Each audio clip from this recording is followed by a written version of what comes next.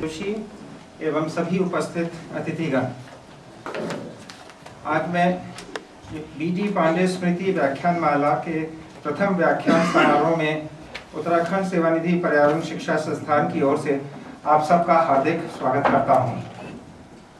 आज हम सबको बहुत खुशी है कि देश के अत्यंत सम्मानित विद्वान एवं वरिष्ठ सांसद डॉक्टर करण सिंह ने इस व्याख्यान माला का पहला व्याख्यान देने के लिए हमारा अनुरोध स्वीकार किया।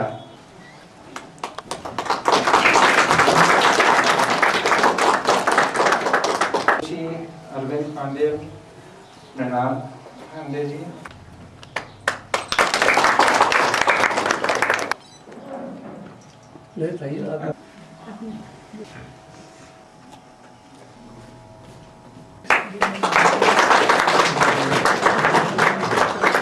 ये मेरा सौभाग्य है कि मुझे आज डॉक्टर करण सिंह के इस बी.डी. पांडे स्मारक व्याख्यान में अध्यक्ष करने का गौरव प्राप्त हुआ है और साथ ही डॉक्टर करण सिंह का सूक्ष्म परिचय आप लोगों के सम्मुख रखने का अवसर मिला है। जम्मू कश्मीर के महाराजा श्री हरि सिंह व महारानी तारा देवी के युवराज डॉक्टर करण सिंह का राजनीति में आगमन 18 वर्ष की कम उम्र में 1949 में हुआ। उन्हें श्री जवाहरलाल नेहरू के कहने पर जम्मू कश्मीर राज्य का रीजेंट नियुक्त किया गया। तत्पश्चात वह राज्य के सदर रियासत चुने गए और बाद में राज्यपाल बनाए गए। इस प्रकार वह पुरानी व्यवस्था के अंतिम प्रतिनिधि से नई व्यवस्था के पहले प्रतिनिधि बन गए। 1967 में डॉक्टर करण सिंह श्रीमती इंदिरा गांधी के मंत्रिमंडल में शामिल हुए। उन्होंने उधमपुर से विशाल बहुमत से चुनाव जीतकर लोकसभा में प्रवेश किया और फिर 1971, 1977 तथा 1980 में चुनाव जीतते रहे और लोकसभा के सदस्य बन गए। वर्तमान में आप राज्यसभा के सदस्य हैं।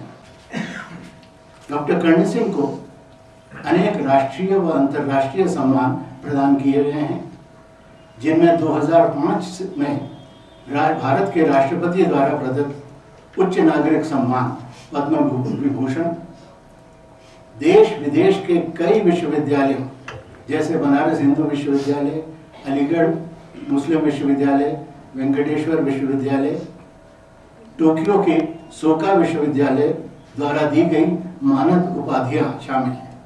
मैं माननीय डॉक्टर सिंह को आज का व्याख्यान देने के लिए आमंत्रित करता हूं। आकर मुझे बड़ी प्रसन्नता होती है। जिस हिमालय का वर्णन महाकवि कालिदास ने कुमार संभव के प्रथम श्लोक में ही किया है। अस्तुत्तरस्याम दिशि देवतात्मा हिमालयो नाम नगाधिराज पूर्वः परो तो ये निधि बगाय स्थितः पृथिव्या इममानुदण्डः। उस देवतात्मा हिमालय के दर्शन जितने सुंदर यहाँ अल्मोड़ा से हुआ करते थे, इतने सुंदर और कहीं से नहीं होते थे। दुर्भाग्य से प्रदूषण अब इतना बढ़ गया है कि हिमालय दर्शन भी बहुत कठिनाई से ही होता है।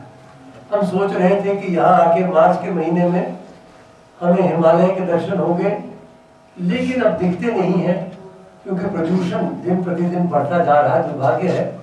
लेकिन अल्मोड़ा एक बहुत ऐतिहासिक नगरी है, एक सांस्कृतिक नगरी है, एक संतों की नगरी है।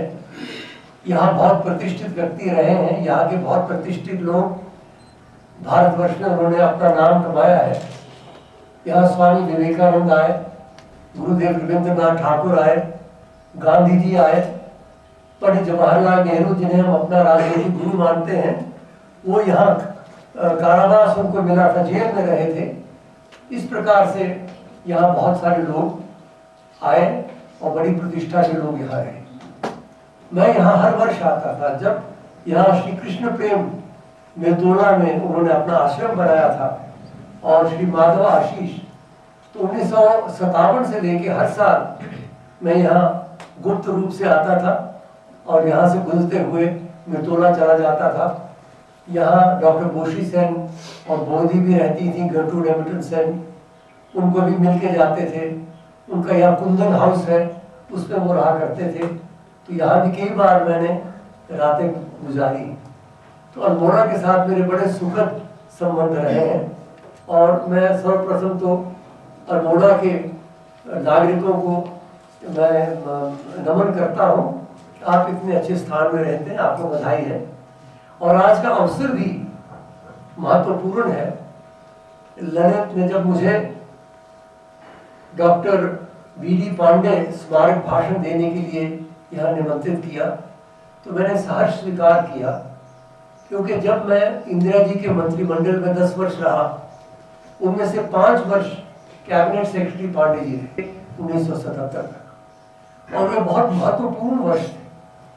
उन्हीं वर्षों के दौरान बांग्लादेश का भी युद्ध हुआ, इमरजेंसी का की भी घटना हुई, सारे अनेक अद्भुत प्रकरण हुए।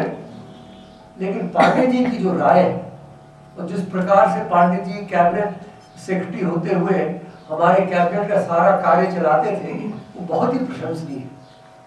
और मैं उनकी जो हमेशा राय होती थी, बड़ी संजीदा, बड़ी मुदब्बराना राय होती थी। उसके बाद वो राज्यपाल बने, पहले बंगाल के राज्यपाल बने, जहाँ राजभवन में मैं रहा। पहली बार ललित जी से वहाँ भेंट हुई। उसके बाद वो पंजाब के राज्यपाल रहे और उसके बाद यहाँ आकर उन्होंने अपना कार्य किया। और ये जो उत्तराखंड सेवा निधि पर्यावरण शिक्षा संस्थान है, ये इसमें भी वो उन्हीं के साथ प्रेरणा से आपने बनाई और बहुत अच्छा कार्य कर रही है। मुझे यहाँ आकर जानकारी प्राप्त हुई कि क्या क्या कार्य कर रहे हैं आप लोग ग्रामीण क्षेत्र के विकास के लिए। ये बड़ा महत्वपूर्ण है, क्योंकि शहरों में तो बहुत चहल पहल होती है, लेकिन वास्तव में ग्रामीण क्षेत्र में कार्य करना और महिला वर्ग में कार्य करना, उसका बड़ा एक अद्भुत और अपना ही महत्वपूर्ण एक उसकी भूमिका होती है। तो मैं ललित जी को और उनके सब साथियों को और उनकी पत्नी जो बाहर बैठी हुई यहाँ है ही नहीं, कहाँ है स्थान, उन्होंने अतिथि देवो भव के रूप में अपना स्थान रिक्त करके उन्होंने आज सबको बिठाया। उन सबको बहुत बधाई देता हूँ कि आप बड़ा अच्छा कार्य कर रहे हैं और पांडे जी की स्मृति में भी आप कार्य कर रहे हैं। इस कार्य को आप करते रहिए। ये बहुत पुण्य का कार्य है, समाज सुधार का कार्य है और देश की सेवा का कार्य है। मृणाल जी यहाँ बैठी हुई हैं, बड़ी प्रसिद्ध भूमिका निभा रहे हैं ये भी दिल्ली में। मेरा और इनका एक संवाद चला था, एक दूरदर्शन, लोकसभा दूरदर्शन के ऊपर आपने सुना होगा, काफी 1 घंटे के लिए हमारा वार्तालाप चला था। तो ये तो पहली बात है, मैं कुछ कह दूं इससे पहले कि मैं अपने विषय पे आऊं। विषय मुझे दिया गया है भगवत गीता का संदेश। तो इससे पहले कि विषय पे मैं आऊं तो श्री कृष्ण को ध्यान करना आवश्यक है। कस्तूरी तिलकम ललाट फलके वक्षस्थले कौस्तुभम नासाग्रे नवमौक्तिकम करतले वेणुं करे कंगनम सर्वांगे हरिचंदनम च कलयं कंठे च मुक्तावली गोपस्त्री परिवेष्टितो विजयते गोपाल चूड़ामणि तप्त कांचन गौरांगी राधे वृंदावनेश्वरी ऋषभानु सुते देवी प्रणमामि है। और मैं स्वयं शिव जी का भक्त हूँ। न यावत उमानाथ पादारविंदम भजन्ति लोके परे नराणाम, तुलसीदास जी लिखा, न तावत सुखम शांति संताप नाशम प्रसीद प्रभो सर्वभूताधिवासम न जानामि योगम जपम नैव पूजाम न तो हम सदा सर्वदा शंभुतुभ्यम जरा जन्म दुःखोवतातप्यमानो प्रभो पाहि आपन नमामीश शंभो। अध्यक्षीय उपस्थित महानुभाव, आज हम बहुत एक उथल पुथल के युग में रह रहे हैं। मैं देश विदेश की यात्रा करता हूँ और ये स्पष्ट है कि विज्ञान ने हमें बहुत रत्न दिए हैं, इसमें कोई शक नहीं। बड़ी प्रगति हुई है देश विदेश में, हमारे देश में भी। लेकिन आपको स्मरण होगा जब समुद्र मंथन हुआ था तो रत्नों के साथ साथ एक गरुड़ भी भयंकर विष भी उभरा था। और शंकर भगवान ने उस विष को अगर अपने में नहीं समाया होता तो ये सृष्टि समाप्त हो गई। तो मुझे कई बार लगता है कि आज एक मानवीय चेतना का समुद्र मंथन हो रहा। उसमें रत्न भी बहुत उभर रहे हैं, लेकिन उसमें विष भी बहुत उभर रहा। अनेक प्रकार के विष उभर रहे हैं। एक आप देख रहे हैं किस प्रकार की हिंसा बढ़ती चली जा रही है, किस प्रकार के कट्टरवादी के रूप में एक भयंकर एक लहू की होली खेली जा रही है, और किस प्रकार से एक भयंकर अणु अस्त्र है। अब एक अणु अस्त्र आज 1000 हिरोशिमा बम के बराबर है, और हजारों ऐसे अस्त्र आज हमारे इस छोटी सी पृथ्वी के ऊपर। इसलिए विष भी है, रत्न भी है। ऐसी परिस्थिति में हम अपनी संस्कृति की ओर देखते हैं, इसलिए नहीं कि हम पीछे जाएं, पीछे नहीं जा सकते। जो लोग कुछ कहते हैं कि पुराने जमाने में ये होता था, वो होता था, होता होगा, लेकिन उसका आज के लिए कोई महत्व नहीं है। हमारा शास्त्र वही महत्वपूर्ण होता है जो आज और कल आने वाला जो कल है उसमें हमारी सहायता करे। केवल एक स्वर्ण युग की याद न दिलाए, लेकिन आज हमें क्या प्राप्त हो सकता है। और हमारी इतनी समृद्ध परंपरा है, वेद है, अरण्यक है, ब्राह्मण है, उपनिषद है। उपनिषद सर्वोपरि मैं मानता हूं। जितना ज्ञान उपनिषद में है इतना किसी भी विश्व शास्त्र में नहीं है। और उसके बाद पुराण है, इतिहास है, रामायण है, महाभारत है, बहुत सारे अनेक अनेक हमारे शास्त्र हैं। लेकिन एक शास्त्र है छोटा सा इसलिए कह रहा हूं कि 700 श्लोक हैं केवल, जैसे वेदों में तो हजारों हैं, जिसका एक अपना महत्वपूर्ण एक भूमिका रही है। जैसे रात को अगर आप देख सके तो जो ध्रुव तारा है वो सबसे बड़ा तारा नहीं है, लेकिन एक प्रकार से उसका प्रकाश सबसे अधिक है। तो हमारे सारे शास्त्रों में भगवत गीता का एक विशेष महत्व है। आदि शंकराचार्य ने एक स्थान पे लिखा है, भगवत गीता किंचित धीता गंगा जल लवकणिका पीता सक्तपि यस्य मुरारी समर्चा तस्य यमकिम कुरुते। कि भगवत गीता का थोड़ा सा भी ज्ञान हो तो उससे बहुत बड़े भय से हमें बचाता है। और गीता स्वयं कहती है, नेहाभिक्रमणाशोस्ति प्रत्यवायो न विद्यते स्वल्पम अप्यस्य धर्मस्य चरायते महतो। कि कोई विरोधी शक्ति इसे आगे खड़ी नहीं हो सकती है।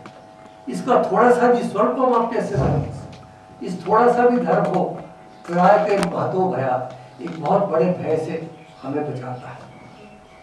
और आपने देखा होगा कि जो भी बड़े बड़े हमारे आचार्य हुए, शंकराचार्य हुए, वल्लभाचार्य हुए, माधवाचार्य हुए, रामानुजाचार्य हुए, चाहे हमारे युग में लोकमान्य तिलक हुए, श्री अरविंद हुए, गांधी जी हुए, विनोबा जी हुए, सबको गीता के ऊपर अपना भाष्य लिखना पड़ा।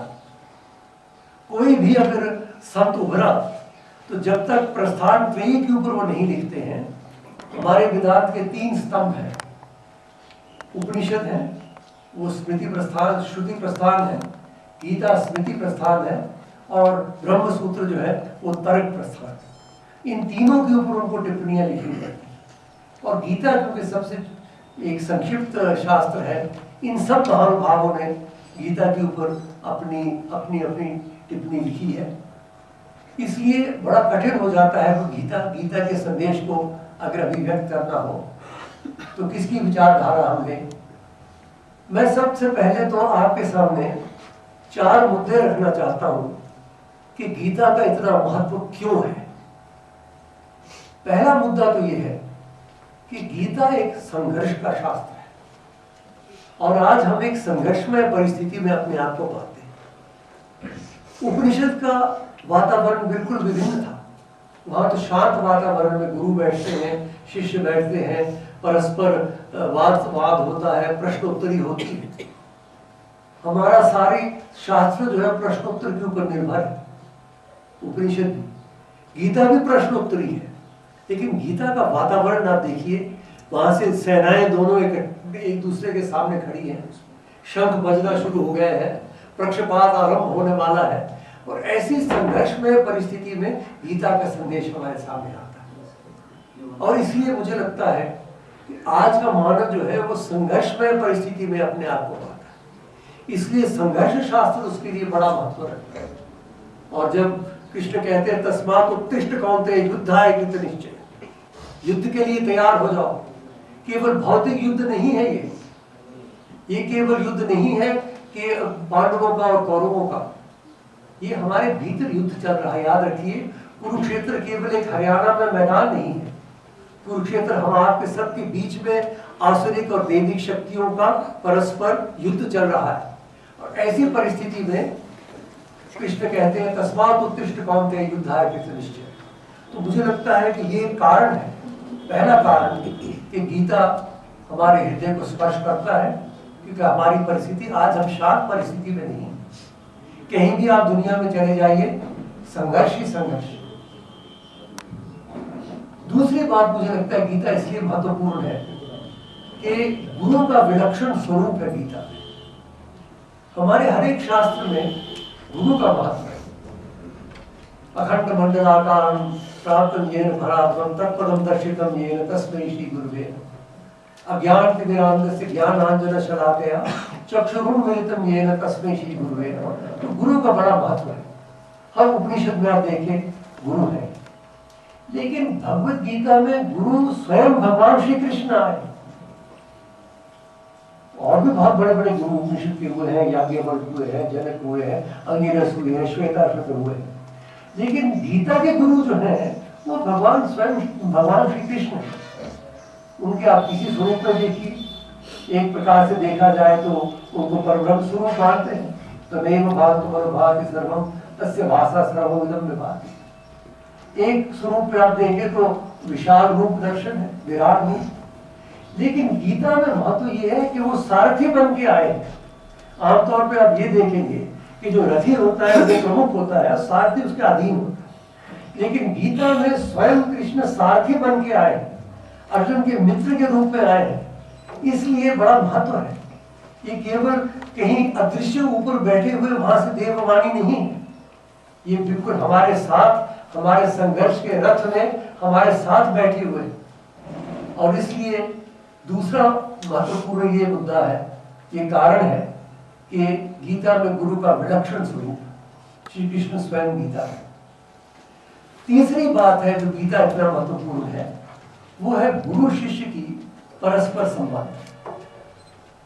गुरु शिष्य का संबंध बड़ा कोमल संबंध रहता है, लेकिन एक श्लोक गीता में है जो बहुत ही अद्भुत है। अर्जुन कहते हैं, जब विराट स्वरूप दर्शन हो जाता है, अर्जुन साष्टांग प्रणाम करते हैं और क्या कहते हैं, तस्मात् प्रणम्य परिधाय कायम प्रसादय त्वाम आमीशमीड्यम पितेव पुत्रस्य सदैव सतिः प्रिया प्रिया यारसि देवसु। देखिए कैसी अद्भुत बात कहते हो कि आपने मुझे विराट स्वरूप दर्शन किए, मैं आपके चरणों में नतमस्तक होता हूँ और आपसे किस प्रकार का मैं संबंध चाहता हूँ। पितेव पुत्रस्य, जैसे पिता व पुत्र के साथ संबंध होता है। पुत्र कहते हैं बहुत प्रिय होते हैं, हालांकि पुत्रियां भी उतनी प्रिय होती है, कभी ज्यादा ही होती है, लेकिन पुत्र को माना जाता है कि बहुत पुत्र पितेव पुत्र से। लेकिन पिता पुत्र का संबंध भी एक पारिवारिक परिप्रेक्ष्य में बंधा हुआ है। उससे बढ़ के सदैव सखी, सखा भाव जो है, मित्र भाव जो है, कृष्ण सुदामा मित्र हो सकते हैं, राजा और रथ मित्र हो सकते हैं। मित्रता में कोई भेद नहीं है, वर्ण का या वर्ग का या राशि का। लेकिन उससे भी बढ़ के वो जाते हैं प्रिया प्रिया, जैसे प्रिय और प्रियतम का संबंध है। देखिए तीन संबंध मिले हुए, पिता और पुत्र का, प्रिय मित्र और सखा का, और प्रिय और प्रियतम का। तीनों संबंध मिले हुए कृष्ण और अर्जुन का संबंध। कितना घनिष्ठ संबंध है, किसी शास्त्र में इस प्रकार का घनिष्ठ संबंध मैंने नहीं देखा। और ये कारण है कि गीता हमारे हृदय को स्पर्श करता है। इतना घनिष्ठ संबंध जब श्री कृष्ण का है, और अर्जुन को हम अपने आप को, अर्जुन, मैं तो कोई खास अर्जुन को चाहता नहीं हूं क्योंकि मेरा नाम करण है लेकिन मैं अर्जुन को एक प्रतीक मान रहा हूं एक साधक के रूप में, अगर हम एक भक्त के रूप में अपने आप को डालें, चाहे नाम कुछ शिवकर्ण हो, अर्जुन हो, तो उसका संबंध देखिए कैसा संबंध भगवान के साथ बना हुआ है। तो गीता के मैंने पहले आपको बताया कि संघर्ष का शास्त्र है, हम संघर्ष में परिस्थिति में हैं। दूसरा आपको बताया कि गीता के गुरु का विलक्षण एक स्वरूप श्री कृष्ण का है। तीसरा ये कि गीता में गुरु और शिष्य का अद्भुत संबंध है। और चौथा ये कि गीता का एक सार्वजनिक व्यवहारिकता है। गीता के संदेश, गीता किसी वर्ग विशेष या धर्म विशेष या जाति विशेष के लिए नहीं। गीता स्वयं कहते हैं भगवान, ये यथा माम प्रपद्यन्ते तथैव भजाम्यहम्। जो भी मुझे, और जब मुझे कहते हैं तो केवल वो वसुदेव के पुत्र वासुदेव के रूप में नहीं बोल रहे हैं, वो भगवान के स्वरूप, आप कोई भी स्वरूप मान लीजिए भगवान का, चाहे दृश्य हो चाहे अदृश्य हो, उनके साथ जो संबंध है, वो कहते हैं जो भी मेरे साथ आएगा मैं उसको उसी तरीके से मैं प्रकट होऊंगा। यो यो याम याम तनुम भक्त श्रद्धया अच्युत वाच्यते तस्य तस्य आचराम तामेव विदधाम्यहम्। जो भी श्रद्धा रखे, आप किसी भी धर्म के हो, आप किसी भी वर्ण या वर्ग के हो, अगर श्रद्धा के साथ आप भगवान को चाहेंगे तो आपकी श्रद्धा को मैं सुदृढ़ करूंगा। कितनी बड़ी बात कह दी है। ये केवल हिंदुओं के लिए नहीं, इसीलिए मैं देखता हूँ, मैं विदेश में जब जाता हूँ तो गीता लोकप्रिय, बहुत लोकप्रिय हो गई सर्व धर्मों के लिए, क्योंकि उसमें कोई कटुता नहीं है, उसमें कोई तंग नजरी नहीं है। हमारी संस्कृति में ही है ये एकम सत्य बहुधा वदन्ति, सच्चाई एक है, उसे अभिव्यक्त करने के अलग अलग मार्ग हो सकते हैं। इसलिए ये जो बात है ये गीता में हमें प्राप्त है। तो ये चार कारण मैं मानता हूं कि गीता इतना महत्वपूर्ण है। अब गीता का संदेश क्या है, उसके बारे में बहुत सारे ऋषि मुनियों ने बहुत कुछ लिखा है। उसके भी मैं चार आपके सामने केवल मुद्दे रखना चाहता हूं। पहला तो गीता हमें कर्म की व्याख्या करती है। कर्म क्या करना चाहिए? ये कर्म बड़ा कठिन होता है, गहना कर्मणोगति कहा गया गीता में कि बड़ा कठिन है कर्म का मार्ग। हमें क्या करना चाहिए किस समय, चाहे हम छात्र हैं, चाहे हम समाज सेवक हैं, चाहे हम सरकारी मुलाजिम हैं, जहां भी हम हो, हमें करना क्या है, वो गीता कर्म योग की व्याख्या अद्भुत रूप से करती है। और वो मुझे लगता है व्याख्या एक श्लोक में हम प्राप्त करते हैं, जिसमें गीता कहती है यतः प्रवृत्तिर्भूतात् येन सर्वमिदं ततं स्वकर्मणा तपभ्यर्च सिद्धिं विन्दति मानव। कि जो शक्ति सारे ब्रह्मांड में ओतप्रोत है, उपनिषद कहती है ईशावास्यमिदं सर्वं यत् किंच जगत्याम जगत्, उस शक्ति को अपने कार्य से अगर हम उसकी सेवा करें, उसकी साधना करें, सिद्धिं विन्दति मानव, मनुष्य सिद्धि की ओर जाता है। ये क्या कहा उन्होंने? वो सूची तो बना नहीं सकते कि इस समय आप ये कीजिए, इस समय आप ये कीजिए। उन्होंने ये कह दिया कि जो भी आप कार्य करो अपने इष्ट के चरणों में उसको अर्पित कर दीजिए, तब आप कभी गलत कर्म नहीं करोगे। क्योंकि जो ही आप गलत कर्म करने लगोगे तो आपको लगेगा हो ये तो मैं उनको अर्पित नहीं कर सकता। तो कर्म योग का ये मतलब नहीं है कि जो भी कर्म है वो कर्म योग है, दुष्ट कर्म भी कर्म योग। कर्म योग वो होता है कि जो एक भगवत प्रेरणा भगवत के चरणों में अर्पित किया जाए। मैं शिव का भक्त हूँ, यत् यत् कर्म करोमि तत्तदखिलं शंभो तदाराधनम्। जो भी मैं करूंगा शिव जी के चरणों में इसको अर्पित करूंगा, इस भाषण को। तो इसलिए ये कर्म योग की व्याख्या जो गीता में की है ये बड़ी महत्वपूर्ण है। क्योंकि कुछ लोगों को ये विचार होता है कि वेदांत एक प्रकार से एक केवल ऋषि मुनियों के लिए है या केवल सन्यासियों के लिए, ऐसी बात नहीं, गृहस्थियों के लिए भी। गीता में स्वयं कृष्ण ने कहा कि जनक आदि ने कर्म योग से ही सिद्धि प्राप्त की है। इसलिए सबसे पहला संदेश तो गीता का ये है, कर्म योग का संदेश, कि आप कर्म करो, डट के कर्म करो, लेकिन ऐसा कर्म करो जिसे आप अपने इष्ट के चरणों में समर्पित कर सके। दूसरा गीता का संदेश है एक संपूर्ण योग का। देखिए हमारी संस्कृति में 4 प्रमुख मार्ग बताए गए हैं। हजारों मार्ग है लेकिन 4 मार्ग है। एक तो ज्ञान योग है, उपनिषद का, सत्य सत विवेचन का ज्ञान योग है। दूसरा भक्ति योग है, जब तक हमारी भक्ति हृदय के पटल नहीं खुलेंगे, भक्ति नहीं होगी, तब तक योग पूरा नहीं होगा। अगर ज्ञान योग मस्तिष्क का योग है तो भक्ति योग हृदय का योग है, कर्म योग बाहु का योग है, और राजयोग हमारे अंदर जो शक्तियां हैं, छिपी हुई शक्तियां हैं, उनको उजागर करने का योग है। चाहे आप प्राणायाम कहिए, कुंडलिनी कहिए, जो मर्जी उसे कहिए, हमारे भीतर ही शक्तियां निहित हैं, गुप्त रूप से है। इसलिए ये 4 योग प्रमुख माने गए। गीता एक ऐसा शास्त्र है, श्री अरविंद ने अपनी टिप्पणी में इसका बहुत महत्व बताया है कि एक इंटेग्रल योग जिसे कहते हैं, जिसमें ज्ञान योग, भक्ति योग, कर्म योग और राजयोग, चारों योगों का एक ही शास्त्र में सम्मिश्रण करके एक संपूर्ण योग हमारे सामने उपस्थित किया। ये दूसरा संदेश है।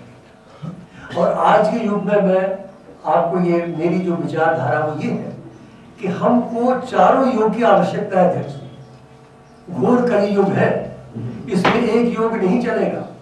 इसमें हर एक व्यक्ति को कुछ ज्ञानी भी होना है। आप लोग तो अल्मोड़ा निवासी बहुत ज्ञानी हैं, हमारे हुए ज्ञानी हैं। कुछ भक्ति योग भी करना होगा, कुछ कर्म योग भी करना होगा, और कुछ राजयोग भी करना होगा। चारों योग को आप अपने दैनिक जीवन में संपूर्ण रूप से जब तक इकट्ठा नहीं करेंगे, तब तक आज के युग में बहुत कठिन होगा आगे बढ़ना इस मार्ग के ऊपर। इसी गीता हमें सिखाता है कि केवल एक मात्र से, एक विचारधारा से नहीं, चारों अपने जो हमारे जो व्यक्तित्व के 4 अंग है, हमारा मस्तिष्क है, हमारा हृदय है, हमारा शरीर है, हमारी भीतर शक्तियां है, चारों को इकट्ठा करके आप चलें, तब आप आगे चल सकते। ये दूसरा संदेश है। तीसरा संदेश है कि वो संपूर्ण आश्वासन देते हैं। श्री कृष्ण जो है वो आश्वासन देते हैं। एक तो उन्होंने एक प्रकार से मानव जाति का आश्वासन दिया, बड़ा प्रसिद्ध है, यदा यदा हि धर्मस्य ग्लानिर्भवति भारत अभ्युदयनाम धर्मस्य तदात्मानं सृजाम्यहम् परित्राणाय साधूनां विनाशाय दुष्कृतां धर्म संस्थापनार्थाय संभवामि युगे। और अर्जुन को खास तौर पर कहते हैं न मे भक्त प्रणश्यति। लेकिन इस विषय में मुझे एक बात कहनी है जो शायद आपने पहले न सुनी। मुझे लगता है अब हमारे देखिए मंत्री जो है, मंत्रियों के बारे में जितना कम कहा जाए उतना अच्छा है, लेकिन मंत्री अगर संसद में कोई आश्वासन देते हैं अध्यक्ष जी, तो कहा जाता है कि आपने आश्वासन दे दिया, ये आपकी कमेटी बनी हुई है कि आपने कौन से अश्योरेंस दिया है। तो श्री कृष्ण ने इतना बड़ा अश्योरेंस दिया है तो हमें उनको बांध के रखना पड़ेगा।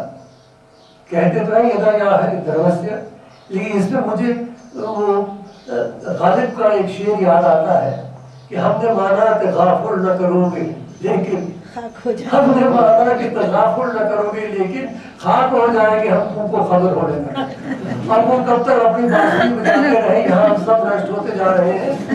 इसलिए कृष्ण बड़े टेढ़े हैं। देखिए भगवान शंकर तो सीधे हैं, प्रसन्न हो जाए तो प्रसन्न हो गया, नाराज हो जाए तो भस्म।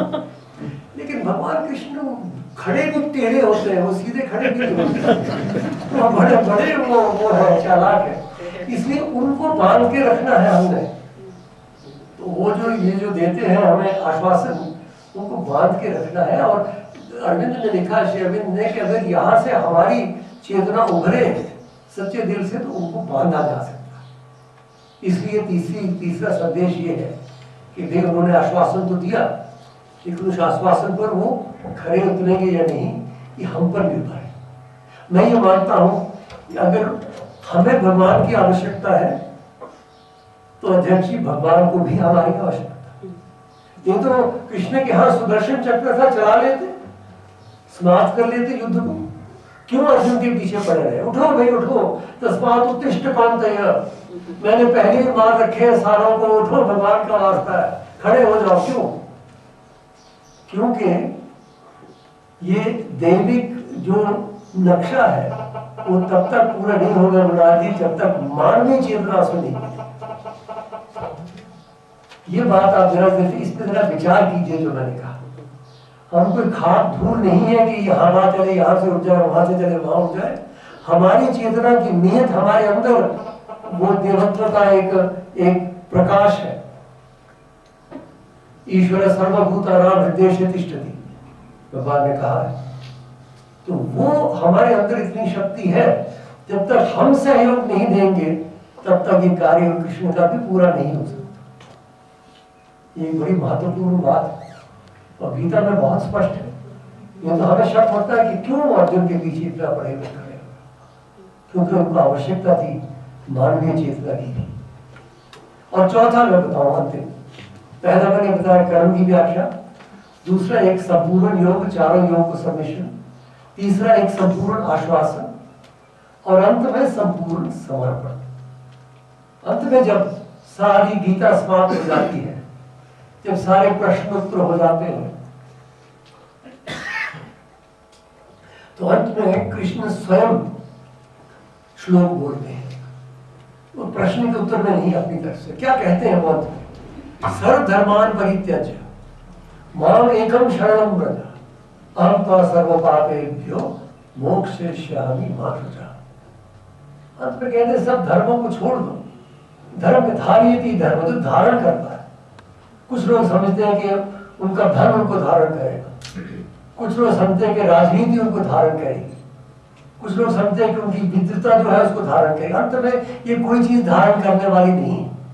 सर्व धर्मान परित्यज्य माम एकम, मेरे शरण में आओ। मेरे जब वो कहते हैं, मैं फिर से कहूंगा, केवल कृष्ण नहीं है, वो दैविक शक्ति जो है उसका वो उसके प्रतीक के रूप में वो बोल रहे हैं, अहं त्वा सर्व पापेभ्यो मोक्षयिष्यामि, मैं तुम्हें सब पापों से मुक्त करूंगा।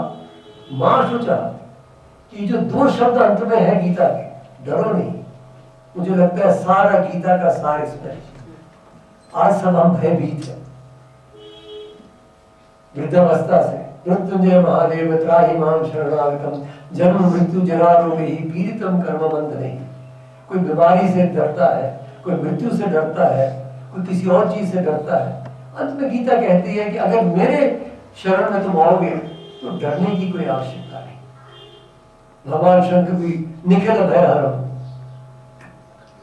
पंचवक्त्रम त्रिनेत्रम, सब भय को हरण वाले। इसलिए भय को हम छोड़ के अगर हम दैविक शक्ति के चरणों में ही जाएं, तभी हमारा जीवन सफल हो सकता है। और मैं तो ये कहूंगा कि हमें आज भी कृष्ण की आवाज हमारे कानों में गूंज सकती है, आज भी बांसुरी की आवाज हम सुन सकते हैं। लेकिन काम, क्रोध, लोभ, मोह के कोलाहल में हमें समय कहाँ है सुनने का, एकांत कहाँ है सुनने का। तो हम अपने अपने हमारे मस्तिष्क में हमेशा एक हलचल बनी रहती है। अगर हम आज भी ध्यान करें और अपने अंदर जो शक्ति है उसको उजागर करने का प्रश्न करें, तो आज भी कृष्ण की बांसुरी सुनाई देगी, आज भी गीता का संदेश सुनाई देगा। तो मैं ये कहूंगा कि हमें अंतिम समय तक नहीं रुकना है।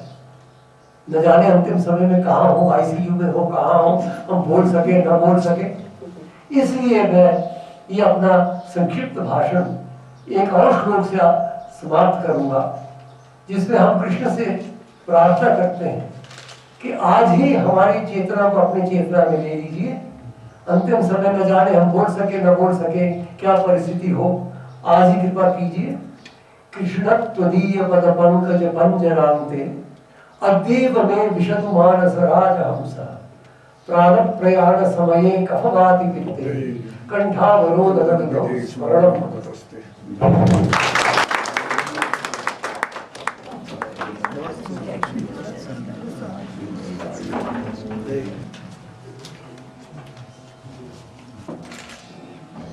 व्याख्यान कई सुने हैं, कुछ दिए भी हैं, लेकिन इतना प्रेरणादायक व्याख्यान आज पहली बार सुनने का मौका मिला। और स्पष्ट है कि हम सब ने गीता एक बार कई बार पढ़ा है, लेकिन डॉक्टर कर्ण सिंह ने उस पर बहुत मनन किया है और गीता को काफ़ी हद तक आत्मसात किया है वो उनके भाषण से परिलक्षित होता है। आज का जो सुंदर वक्तव्य आपने दिया इसके लिए मैं तो बहुत ही अनुग्रहित हूँ, हमें भी प्रेरणा मिली है और इससे पता चलता है आपका अध्ययन कितना बहुत सारगर्भित है, कितना व्यापक है। धन्यवाद आपको, बहुत बहुत धन्यवाद। आग्रह करूंगा कि वो धन्यवाद ज्ञापन करें। माननीय डॉक्टर कर्ण सिंह जी, अध्यक्ष महोदय, डॉक्टर ललित पांडे और सभागार में उपस्थित सभी मित्रों, इतने सुंदर अमृत स्वरूप अभिभाषण के बाद कृतज्ञता ज्ञापन का काम बहुत सुखद है और बहुत सहज भी है, क्योंकि सभी हम लोग इस पूरी तरह से डॉक्टर कर्ण सिंह के ज्ञान, उनकी संवेदनशीलता और शब्दों के साथ उनकी जो सहजता है उससे उसके प्रवाह में बह करके अपने को बहुत समृद्ध महसूस कर रहे हैं। शिव संकल्प सूत्र सभी लोग हम लोग सूत्र हम सभी जानते हैं, उसमें एक कहा गया है यदम यक्षम अंतर प्रजानाम तन्मे मनो शिव संकल्पमस्तु। यक्ष की तरह जो हमारे हृदय के अंदर मन छिपा हुआ है ये शिव कल्याण का संकल्प वाला बने। तो ऐसे ही अभिभाषणों से उस मन का संस्कार होता है और इतना सुंदर, इतना ज्ञानप्रद भाषण हम सबने सुना, इसके लिए हम डॉक्टर कर्ण सिंह के बहुत आभारी हैं।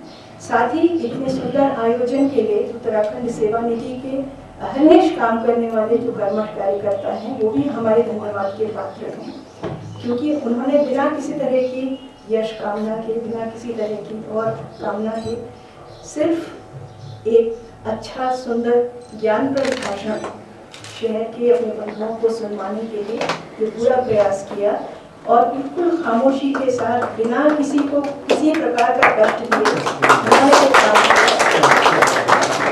वही विचारधारा इस संस्था की सबसे बड़ी शक्ति है और हमें उम्मीद है इस तरह के ज्ञानप्रद संवेदनशील भाषणों से वो शक्ति और बढ़ेगी और वो हमारे प्रदेश के लिए, हमारे पूरे लोगों के लिए, जो ग्रामीण हमारी जो ग्रामीण नागरिक हैं उन सब के लिए काम करेगी। इस दृष्टि से नहीं कि उनको कुछ देना है, बल्कि इस दृष्टि से कि उनके लिए काम करके हम अपने जीवन का एक लक्ष्य हासिल कर रहे हैं।